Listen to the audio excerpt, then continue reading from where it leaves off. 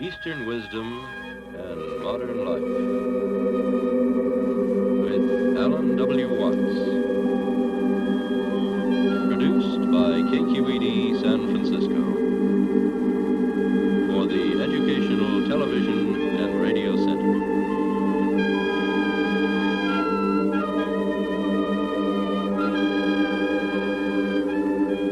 Alan Watts is a scholar, lecturer, and the author of many widely read books on comparative philosophy and religion.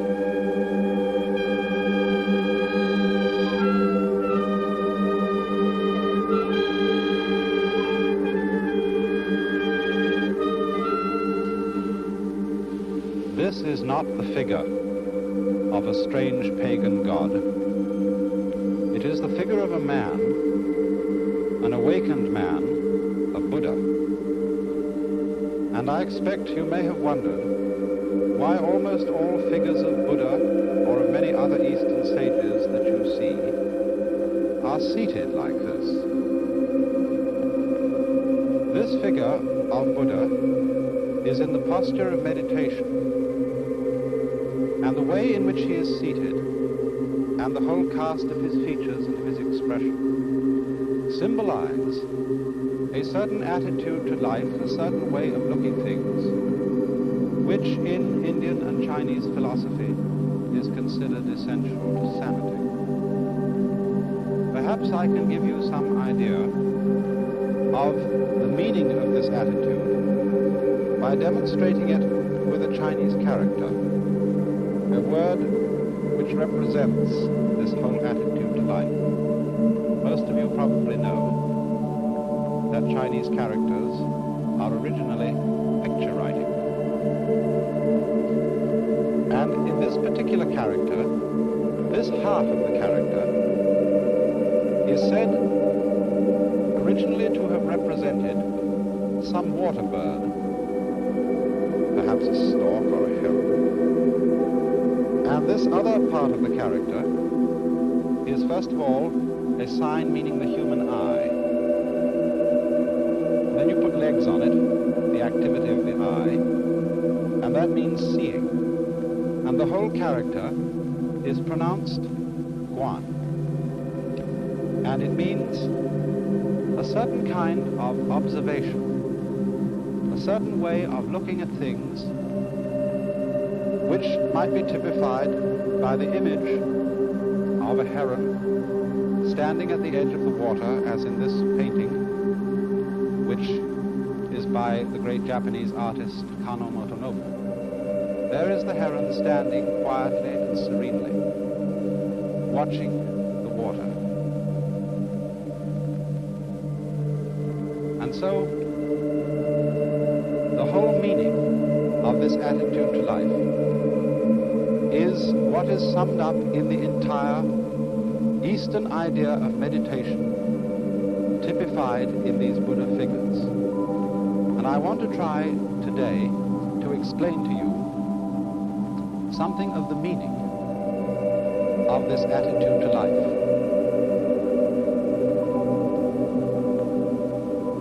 For fundamentally, meditation is not so much an exercise as it is a certain way of using one's mind or one's consciousness. Because normally, most human beings, when they use their eyes or their ears, are constantly and chronically straining to see and to hear. When you come to think of it, that's very odd, because our eyes don't work by effort. They don't have to go out and get the light. The light comes to them. And in the same way, sound comes to our ears. And even the sense of touch comes to our fingertips. We don't, for example, have to press a thing hard. If I want in the dark, I'm trying to fumble and feel what this is. I don't have to press very hard to feel it, because the sensation simply of the hard object comes to the nerve ends in my skin. And so it's strange, isn't it, that we have acquired the habit of a constant and chronic effort to see clearly and to hear clearly. I think part of it comes from school. You know, when children are listening to a teacher in class, they're always fidgeting or doing something like this, you know, and looking around and twisting and jiggling. And the teacher says, pay attention! And the children immediately, to ingratiate the teacher, are able to sort of ham or act what paying attention is like. And paying attention, of course, is staring at the teacher in front. Yes, we're very interested in what you say. Sometimes, to get their concentration clear, they curl up their legs around the legs of the chair and go into all these strained attitudes so that the teacher knows they really are trying very hard to attend. And it is through such conditioning as that, through being taught that we must try to see and try to hear in order to have clear sight and clear hearing, that we learn constantly to strain our senses in their use. But as a matter of fact, this impedes the clarity of our senses, because if you will try staring hard at a book in front of you, or staring very hard at the TV screen you're looking at right now, you will find that it becomes fuzzy. Also, in the same way, if you're trying to listen, say, to a telephone conversation while the children are running all over the house and screaming, if you try to listen to the telephone, you'll get very angry and you'll have to stop to yell at the children to make them be quiet. But on the other hand, if you just let the sound come to your ears, you'll have no difficulty at all in hearing. So, you remember then that heron I showed you. When that heron was watching the fish, it wasn't sort of going like this, looking all over the place, fish here, no. Heron is this. And as it were, the whole area of vision is simply coming to the heron's eyes. And the moment it sees a ripple in the water, it darts down and gets the fish. Now, I don't think it's only that we have been taught by teachers and parents and so on to try to see and try to hear clearly. There are other factors in the problem. And one of them is that while we are seeing and hearing, we are trying to make sense of our world by thinking about it. And the act of thinking also introduces an element of strain into the use of our minds. And I think the reason for this is, perhaps you will remember how I showed you on a previous program, that thought is linear. You know, it goes one word after another. It's strung out in a line. We think thought, thought, thought, thought, thought in a line like this, one after another. Whereas when we see to what is going on entirely. We take in a volume when we see. We take in a great area. Nature is a volume rather than something strung out in a line.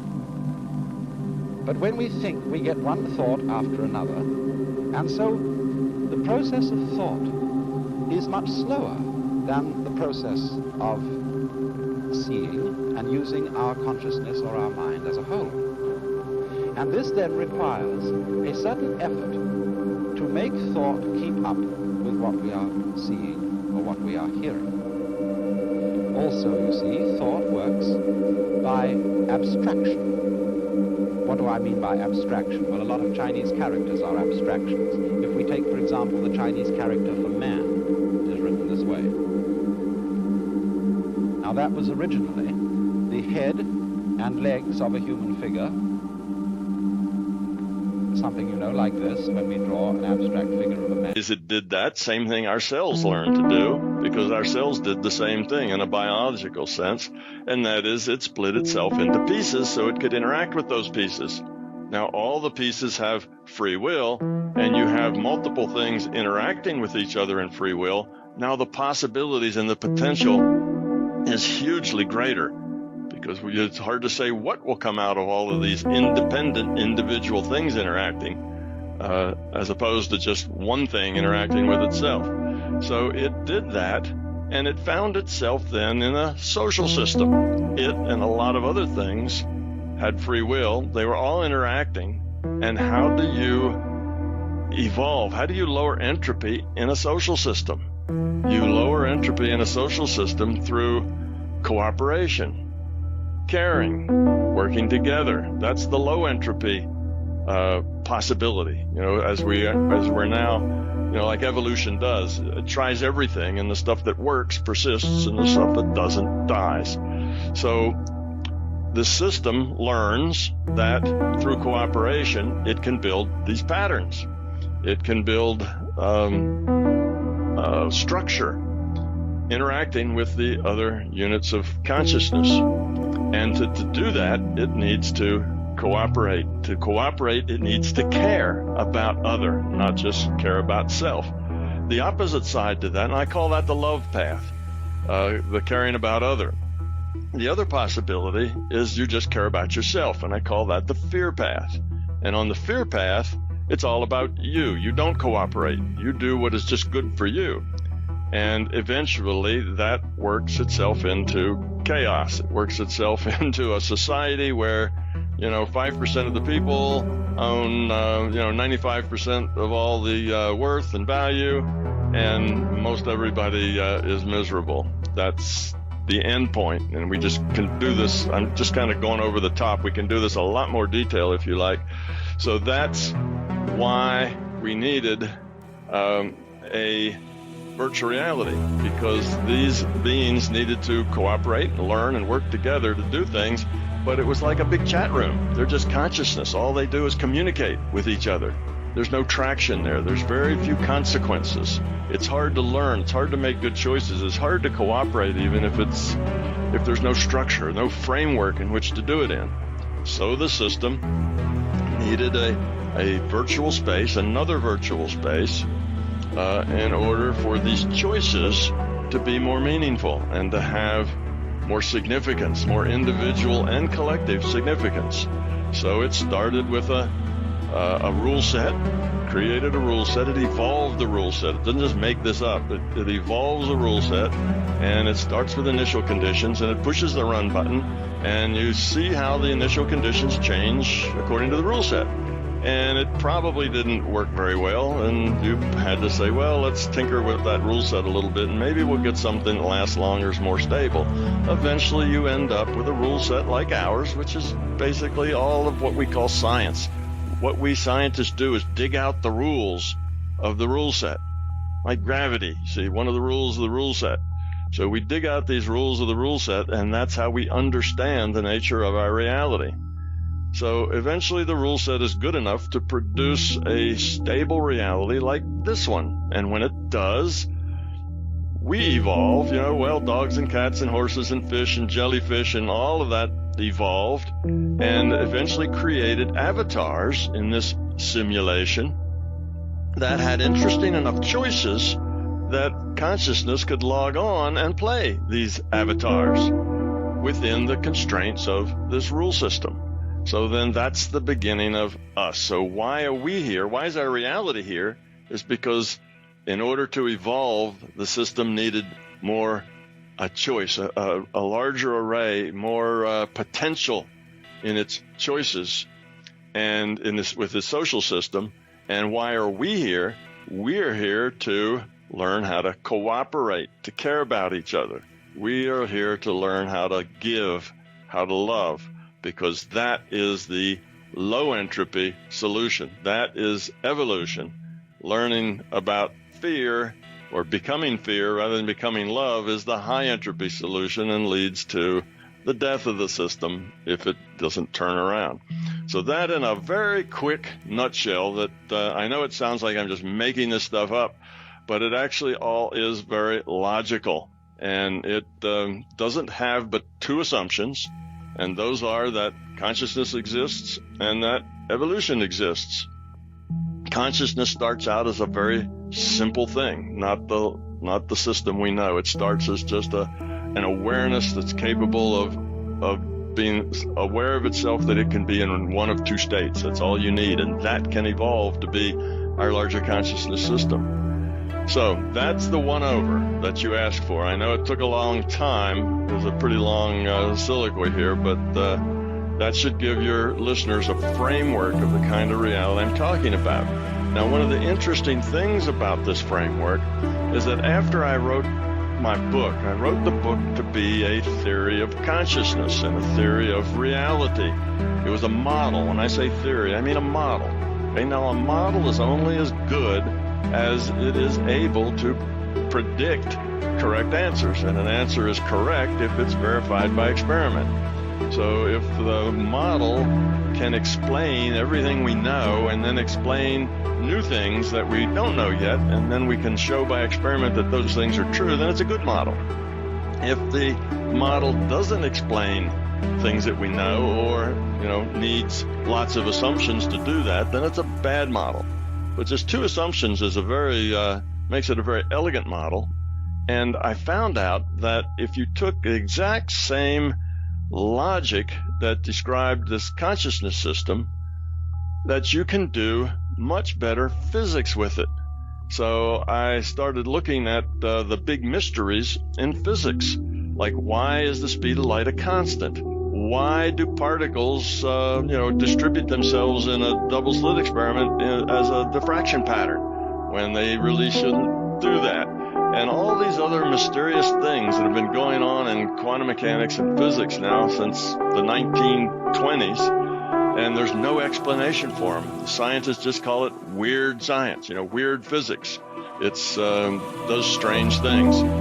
So I'm able to explain all those, and I've come up with an alternate science of quantum mechanics that is not weird science. It's perfectly logical science. And you don't have to just compute it with mathematics. You can look at the logic and predict what's going to happen. And it seems to work all the time. So it gave me a warm feeling that this theory of consciousness, which is the fundamental thing, you see, our physical universe is derived from that. It's just a virtual thing. That this fundamental reality of consciousness the same theory that explains it explains a lot of other things. It explains theology. It explains metaphysics. It explains most of what people know as the paranormal. It explains relativity, tells why the speed of light's a constant. It explains all those things very logically. So it's so far, it's a pretty good theory, but I'm the first one to tell people, don't believe this. Don't believe the things I'm telling you as true. You have to find them out for yourself. If it's not your experience, it's not your truth. Just hold it as a possibility and think about it, study it, understand it, and then you can come to your own conclusion about whether it meets all of your facts, your experience, because it also explains the subjective world, subjective experience, not just the objective world and objective experience. So that's why it's a big picture theory of everything. It's because it explains consciousness and physics and metaphysics and theology